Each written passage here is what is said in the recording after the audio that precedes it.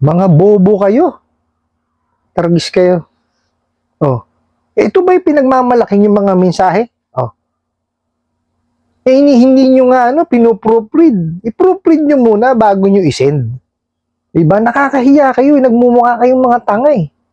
O diba? O dito ho ba kayo matatakot sa mga itong klaseng mensahe? May nagtanong sa akin, "Hi, good morning Boss Rai. Ako po yung nag-message sa TikTok account nyo po na hinihingi ng tulong kung anong gagawin ko sa na Ola na ito. Ito po yung message nila sa akin. Sana mabigyan mo po ako ng payo dahil na-stress na ako sa kanila. Thank you. Today you are overdue and still no payment posted on your account and no sign of willingness to settle the account, which prompt us to endorse your account to our higher ups department/legal team, which we will then contact your given company information or in your local barangay, using your given address since you keep on ignoring your obligation. Full payment needs to be paid. If this can be met, we have no choice but to see you personally and acquire the full amount in your barangay or at your work.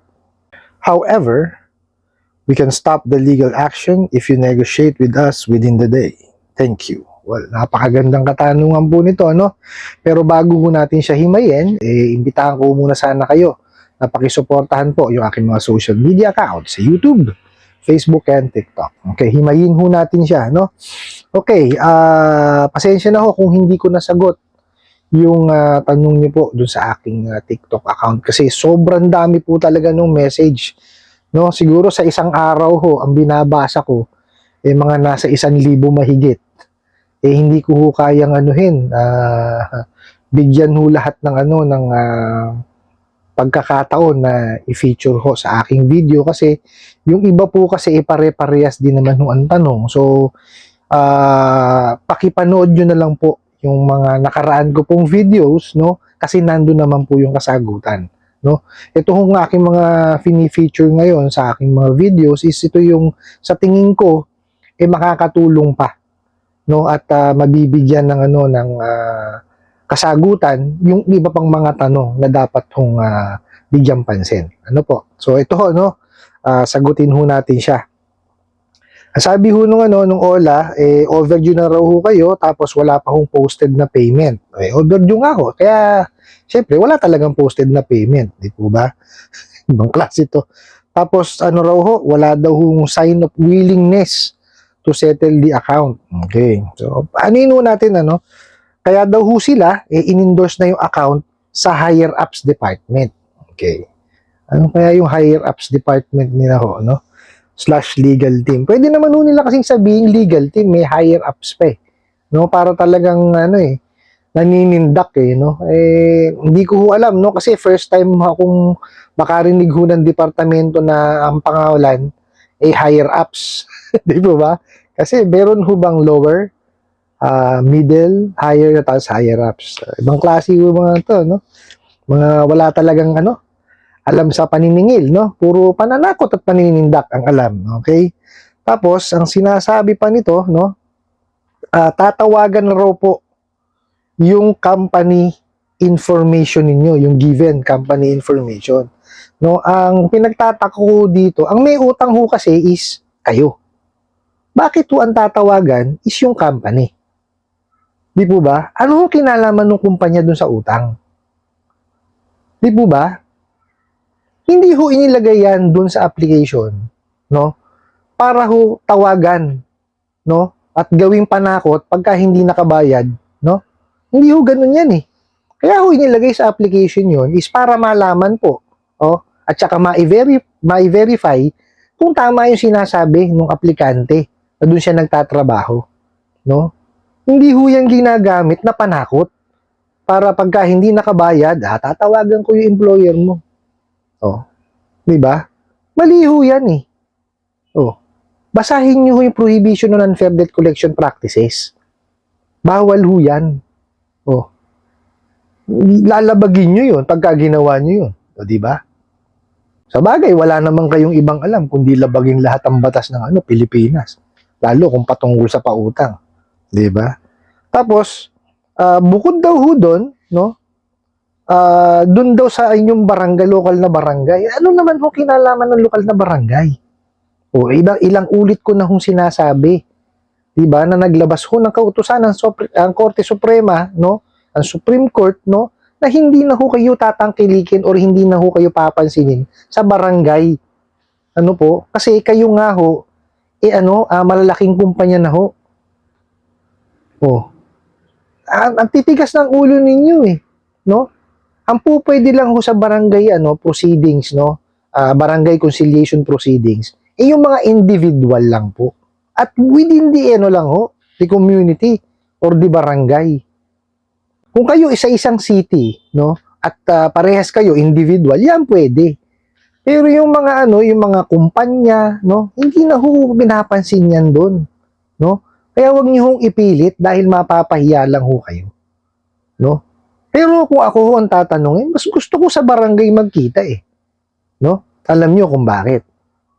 Kasi ho, hindi naman ho papaboran ng barangay ang mga bugok na ola na yan. O di ho ba? Kasi pag nalaman ho ng barangay yung harassment, no? Yung exorbitant na interest rate na pinapataw nila, sila pa mababaliktad. O, di ba? So, Mario Joseph, puro kayo kalokohan ginagamit niyo yung barangay. Sige, subukan niyo pumunta sa barangay. Kagagamit niyo, galit na sa inyo yung mga yan. Puro kayo bugok. Di ba? Bakit kailangan yun mga barangay ang tawagan, yung company, di ba? Wala namang kinalaman sa utang yun. Di ba? Gagamitin nyo pampanakot. Kunwari, kilala nyo si Kapitan, si Kagawad, di ba? I-research nyo lang naman sa internet yun. Di ba? Natural ho na na public, naka-public yan dahil mga public officials yan eh. Talagang nakalagay sa internet yan. Kadali namang alamin niya, may mga page naman sa Facebook. Maski nga sa DILG, pwede nyo hanapin eh. Kung sino kapitan ng itong barangay na to eh. Sino mga kagawad yan eh. Di ba? Ganun ho kadaling yan. Tapos, ipananakot nyo, kilala namin si kapitan, kasama namin, pupunta kami sa bahay. Sus, Mario Joseph, puro kayo bugok. Hindi kayo mga makatungtong sa bahay ng mga kliyente ninyo eh. Iyayabang nyo pa, kilala nyo si kapitan. Mario Joseph, kayo talaga, Tapos, kailangan nyo na rin bayaran in full. Talaga naman kayo ba kailangan bayaran in full? Kasi, one time lang kayo, 7 days. Di ba kayong mga bugok talaga? Tanga to. Mario Joseph kayo. Ito pa isa, anong hindi mo sasabihin, mali-mali ang mga mensahe yung mga bugo kayo. Sasabihin nyo, if this can be met, we have no choice but to see you personally and acquire for full payment in your barangay or at your work. If this can be met, o baka ibig nyo sabihin if this can't be met, mga bobo kayo. Targis kayo. Ito ba yung pinagmamalaki yung mga mensahe? Hindi nyo nga pinoproofread. I-proofread nyo muna bago nyo isend. Diba? Nakakahiya kayo. Nagmumukha kayong mga tanga eh. Diba? Dito ho ba kayo matatakot sa mga itong klaseng mensahe? If this can be met, pagka daw na-meet to, wala daw silang magagawa. Tatagalugin ko na ho Kundi pumunta sa inyo personal para makuha yung full payment sa inyong barangay o sa inyong trabaho. Pagka daw na-meet, bugok. Pag hindi na-meet, pag hindi natupad, yun ang gagawin nyo. Di mali. Kayo ng mga to, Mario Joseph kayo. Gagawa na lang kayo ng mensahe. Ayusin nyo na. Diba? Di nagmumukha kayong tanga. Diba? Mario Joseph kayo. Tapos ito pa. However, we can stop the legal action if you negotiate with us within the day. Thank you. Paano makikipag-negotiate sa inyo?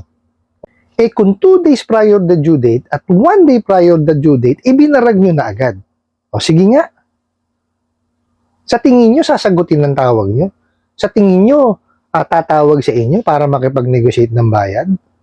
Oh, kayo rin ang gumawa ng paraan para ilayo nyo ang loob ng mga kliyente nyo sa inyo. Diba? Hindi na nga kayo naniningil ng tama eh. No? Tsaka wala kayong karapatan tawaging kolektor.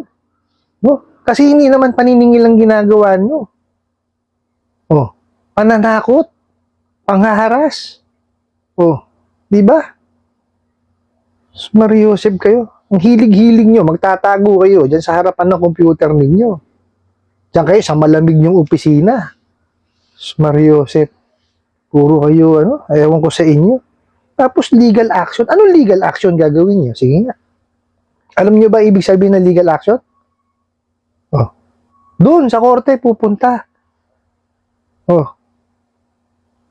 Sa inyo, legal action pagka nagpadala ng demand letter, legal action na yun eh. Mariosep. Requirement po yung demand letter para kayo makagawa ng legal action. Mga tanga. Mariosep kayo. Diba? O, di ibig sabihin, wala talaga kayong alam sa mga pinagagagawa nyo. Diba? Kaya wala kayong karapatan talagang tawaging kolektor eh. Kasi wala kayong alam, hindi kayo marunong maningil. No? Nakakagigil kayo. Sinisira nyo yung reputasyon, no? Nung mga maniningil talaga. Natatypecast kasi kami. Oh, akala, no? Yung ginagawa yung pananakot at ginagawa din namin. Oh, akala tanga din kami. Oh, di ba? Di ho kami tanga. No, kayo siguro. Mga ola kayo. Puro kayo bobo. Wala na kayong alam sa batas. Ipinipilit nyo pa din yung mga ganitong klaseng mensahe. Puro kabubuhan. Mag-hire kayong abogado. No, nagagawa ng mensahe para sa inyo. Di yung ganyan. Mariosep. Doon ho sa nagpadala ho nung tanong, no? Huwag ho kayong matakot dyan. Nakita nyo naman, dapat nga ho, pagtawanan nyo yan eh. Mali-mali ang yung ginawang mensahe. Pag-ipunan nyo na lahat bayaran. Pag nabayaran nyo na ho siya, huwag nyo na ho siyang tangkilikin ulit. No? Kung talagang kailangan nyo pang manghiram, dun ho kayo sa mga legitimate na lending, financing, at bangko. No, dun ho, malaki-laki na mahihiram nyo, mahaba pa ho yung termino, at sumusunod ho sa batas yung mga yan. No? Kasi yung number 1 na pinaka-importante ho, no, sa larangan ho ng pagpapautang, yung the Truth in Lending Act, yun ho, dinidiscuss yan. Kasi importante yung maintindihan ninyo yung pinapasok nyo yung utang. No? Hindi ho yan basta-basta. No? Hindi ho, parang parang pagpapakasal. No? Kailangan yan, yung nagse-seminar ka muna. Di ba? Ganun ang pagpapakasal eh. O, dapat naintindihan mo yung pinapasok mo. Hindi ho yan basta-basta. So, paiintindi ho sa inyo kung ano yung pinapasok niyo obligasyon. I-discuss sa inyo kung magkano yung interest rate, processing fee, kailan ang first due date, gaano kahaba yung termino, ano yung magiging consequence pag hindi kayo nakabayad, magkano yung magiging penalty. No? Dapat to, na-discuss sa inyo kasi importante yun. At tatanungin kayo kung ina-accept nyo yung mga terms and conditions nung lending company, financing, or bangko. So, pag nag-agree kayo, yun, diretso na. Pirma. Meron na kayong kasunduan nun. Kung gaano katagal yung termino nun, yun yung haba ng pagsasamahan ninyo. Huwag lang magpa-pass due. Kasi pag nag-pass due, dagdelinkwente, kung hanggat wala pang bayad yun, pagsasama kayo nun. Ganun ho ang kalakaran sa pagpapautang. No? Basta ho, yung obligasyon po ninyo, huwag nyo kakalimutan. Bayaran nyo po. No? Pag-ipunan nyo, bayaran nyo, i-message nyo sila, ito, bayad na ako. No? Pagkapatuloy pa rin sa pangaharas, no? I-complain nyo. O, ayan ho, ipopost ko po sa sa screen. Ayan po, diyan ho kayo mag-complain.